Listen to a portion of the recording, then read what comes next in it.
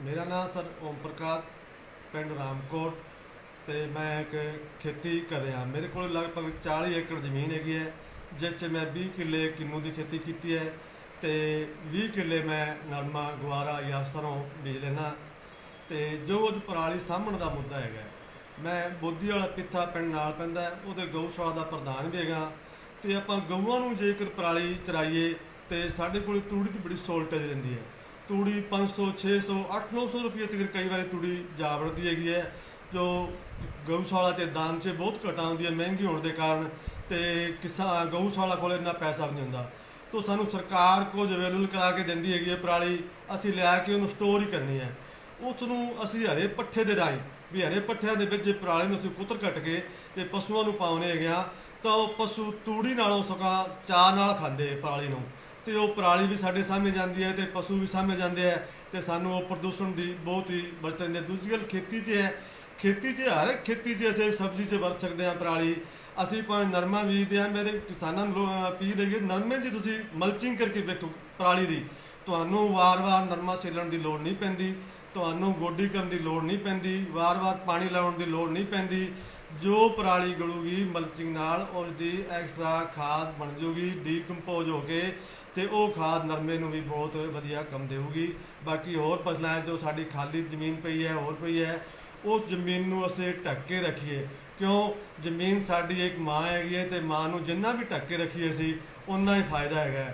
ਜੇਕਰ ਜ਼ਮੀਨ ਨੂੰ ਸਿੱਧੀ ਧੁੱਪ ਨਾ ਲੱਗੇ, ਜ਼ਮੀਨ ਨੂੰ ਅਸੀਂ ਵਾਹ ਕੇ ਕਈ ਵਾਰੀ ਛੱਡ ਦਿੰਦੇ ਹਾਂ, ਬਹੁਤ ਜ਼ਿਆਦਾ ਧੁੱਪਾਂ ਲੱਗਦੀਆਂ, ਉਸ ਤੋਂ ਸਾਨੂੰ ਬਚਾਉਣ ਵਾਸਤੇ ਮਲਚਿੰਗ ਦੀ ਲੋੜ ਹੁੰਦੀ ਹੈ।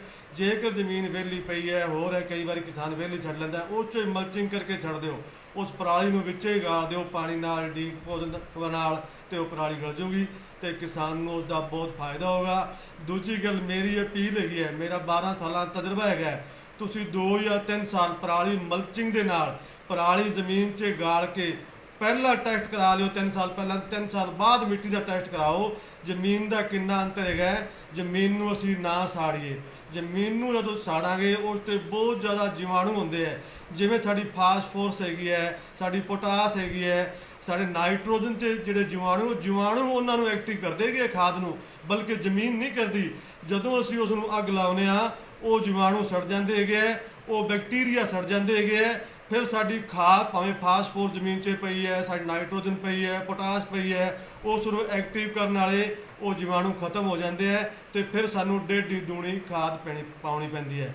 ਇਸ ਕਰਕੇ ਮੇਰੀ ਕਿਸਾਨ ਭਰਾਵਾਂ ਨੂੰ ਅਪੀਲ ਹੈ, ਵੱਧ ਤੋਂ ਵੱਧ ਜ਼ਮੀਨ 'ਚ ਘੱਟ ਤੋਂ ਘੱਟ ਅੱਗ ਲਾਓ, ਤੇ ਵੱਧ ਤੋਂ ਵੱਧ ਪਰਾਲੀ ਜਾਂ ਹੋਰ ਵੀ ਕੋਈ ਗੰਨੇ ਦੀ ਕੋਈ ਖੋਰੀ ਹੈਗੀ ਹੈ, ਜਾਂ ਕਣਕ ਦੀ ਹੈ, ਜਾਂ ਸਰੋਂ ਦਾ ਕੋਈ ਬਚਿਆ ਵੇਸਟ ਹੈਗਾ, ਉਹ ਸਾਰਾ ਜ਼ਮੀਨ 'ਚ ਹੀ ਸਾੜੋ। ਜ਼ਮੀਨ ਦੀ ਜੋ ਮੇਨ ਖੁਰਾਕ ਹੈਗੀ ਹੈ ਉਹ ਘਾਹ ਫੂਸ ਕਚਰਾ ਹੀ ਹੈ, ਬਾਕੀ ਜ਼ਮੀਨ ਦੀ ਹੋਰ ਕੋਈ ਖੁਰਾਕ ਨਹੀਂ ਗੀ। ਅਸੀਂ ਜ਼ਮੀਨ 'ਚੋਂ ਕੱਢ ਬੋਤ ਰਹੇ ਹਾਂ ਤੇ ਉਹਨੂੰ ਇਹ ਘਾਹ ਫੂਸ ਵੀ ਨਹੀਂ ਦੇ ਰਹੇ, ਤੇ ਸਾਨੂੰ ਕਿਸਾਨਾਂ ਨੂੰ ਸੋਚਣ ਦੀ ਲੋੜ ਹੈ ਵੀ ਅਸੀਂ ਉਸ ਜ਼ਮੀਨ ਤੋਂ ਜੋ ਵੇਸਟ ਹੈ ਉਹ ਸਾਰਾ ਜ਼ਮੀਨ ਦਾ ਹੈਗਾ, ਉਸ ਨੂੰ ਦੇ ਦਈਏ।